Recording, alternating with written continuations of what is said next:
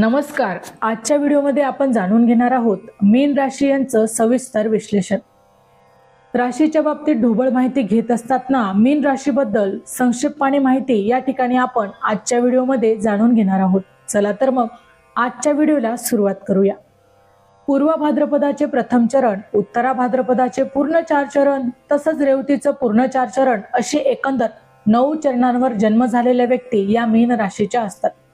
यांची जी चरणाक्षरे आहेत ती दी, दू, झा, ज्ञा, था, दे, दो, चा, ची ही येतात. या राशीच्या परिभाषिक संज्ञा मीनाली, मत्स्य, पृथुरोम असून या राशीचे स्वरूप एकमेकांनी एकमेकांच्या शेपटीला दिशेला तोंड केलेली असे 2 मासे आहेत. या राशीचं निवासस्थान मोठे सरोवर, महानद्या व समुद्र हे आहे. हे राशी भविष्य ग्रहमानावर आधारित आहे. एक सर्वसाधारण अंदाज आहे. प्रत्येक व्यक्तीची कुंडली आणि महादशा ही वेगवेगळी असू शकते. त्यामुळे वैयक्तिक निर्णयांसाठी तज्ज्ञांचा सल्ला हा अवश्य घ्यावा. या राशीची द्रव्य म्हणजे पानामध्ये होणारे सर्व पदार्थ, रंग, निस्तेज, पांढरा आणि कालात्म्याचे राशीदर्शित अवयव पावले देखील आहेत. ही द्विस्वभावी व स्त्री राशी आहे.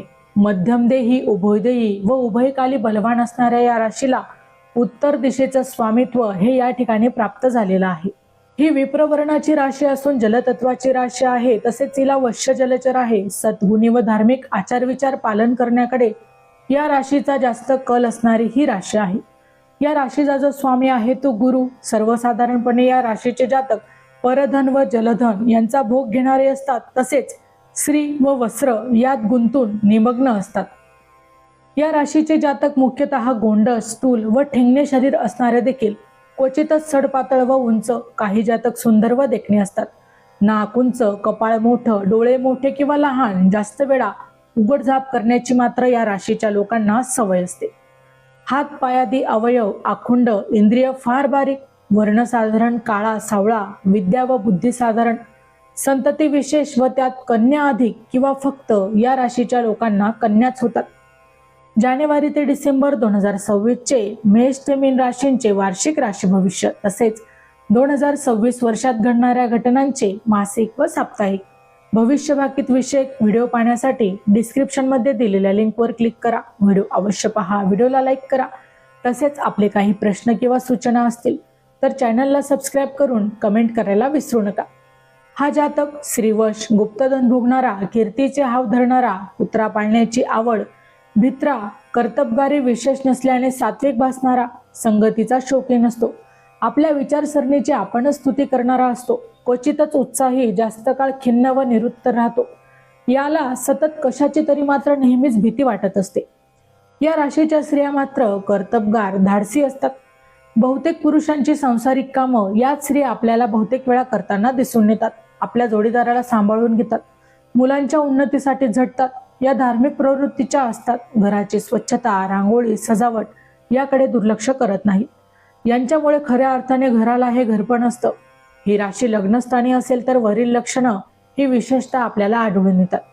या राशीच्या जातकाचं विशेष म्हणजे ते उच्च व उदात विचारांचे असतात. त्यात विशिष्ट म्हणजे स्त्री अथवा पुरुष दोन्हीही असोत. काही ग्रहांचे शुभयोग भाग्यस्थानात घडून आले व इतर ग्रहमान विशिष्टपणे अनुकूल झाले तर मोठे धार्मिक गुरु, साधू पुरुष झालेले दिसून येतात. स्त्रिया सुद्धा उच्च स्वाद्वी झालेल्या आपल्याला पाहावयास मिळतात. चॅनलवर येणाऱ्या प्रत्येक अपडेटसाठी आमच्या वेद भविष्याचा या व्हॉट्सअप चॅनलला फॉलो करा. चॅनलची लिंक ही डिस्क्रिप्शन मध्ये दिलेली आहे. नक्षत्रांचा जर आपण विचार केला तर पूर्व भाद्रपदाचे जातक हे उद्विग्न, धूर्त, विद्याव्यासंगी, निपुण, संशोधक, पण हे सहसा कृपण, लबाड आणि कठोर आपल्याला दिसून येतात. उत्तरा भाद्रपदा नक्षमात जन्म झालेले असे जातक भाषा चतुर, सुखी, जास्त संतती असलेले, शत्रूवर विजय मिळणारे, धार्मिक योग्यता संपन्न, परोपकारी, श्रद्धावान, केस कमी उताळे व बोलके असतात. रेवती या नक्षत्राचे जातक हे सुंदर व सर्व अवयव मनोहर बुटके, सुंदर, निर्मळ, शूर, धनवान, बुद्धिमान, विद्वान, स्त्री व पुरुषांना एकमेकांविषयी प्रेम फार असतं. पुष्कळ यांना मित्रपरिवार असतो. निस्वार्थ, लोकप्रिय काम करणारे, कायदे पंडित म्हणजे ईश्वरावर श्रद्धा ठेवून वागणारी आणि सत्कर्म लोकांनी ही लोक असतात.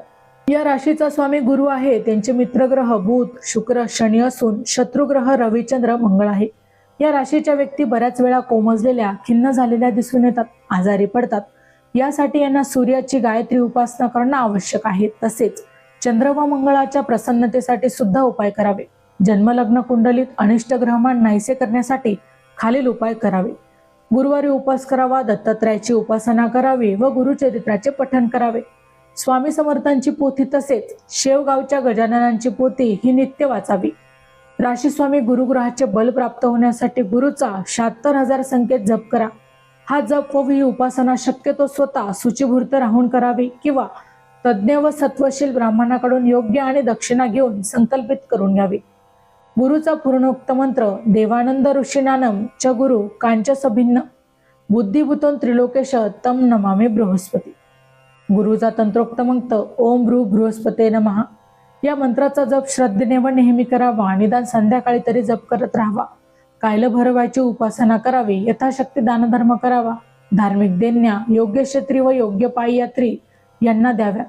अशा रीतीने आध्यात्मिक मार्गाने मार्गक्रमण करणाऱ्या प्रत्येक व्यक्तीला परमात्मा संकटमुक्त करतो. मग तो कोणत्याही राशीचा, कोणत्याही जातीचा तसेच कोणत्याही धर्माचा असतो हे नेहमीच या ठिकाणी तुम्ही लक्षात ठेवा. माहिती आवडली असेल तर अवश्य शेअर करा. अशाच प्रकारची नवनवीन राशीविषयक माहिती ऐकण्यासाठी आमच्या चॅनलला अवश्य सबस्क्राईब करा.